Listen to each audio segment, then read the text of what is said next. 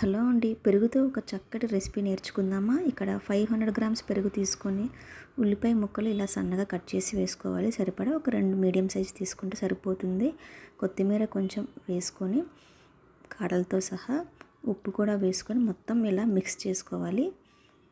తర్వాత కన్సిస్టెన్సీ కోసం కొంచెం వాటర్ యాడ్ చేసుకోవాలి మనకి సరిపడా.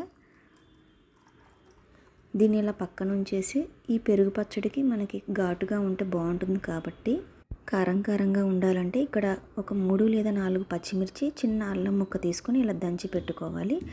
తర్వాత పోపు కోసం కళాయి తీసుకొని నూనె వేసుకొని తాలింపు గింజలు మనం దంచి పెట్టుకున్న పచ్చిమిర్చి, అల్లం, కరివేపాకు, ఎండుమిర్చి, పసుపు, ఉప్పు, ఇంగువ వేసుకొని మంచిగా ఈ పోపుని మనం చల్లారిన తర్వాత మనం ఆ పెరుగులో అయితే యాడ్ చేసుకోవాలి. మొత్తం మిక్స్ చేసుకొని ఫైనల్గా కొత్తిమీర కొంచెం చల్లుకుంటే మనకి పెరుగు అన్నంలోకి చాలా చక్కటి రెసిపీ తయారైనట్లే. మీరు ట్రై చేయండి.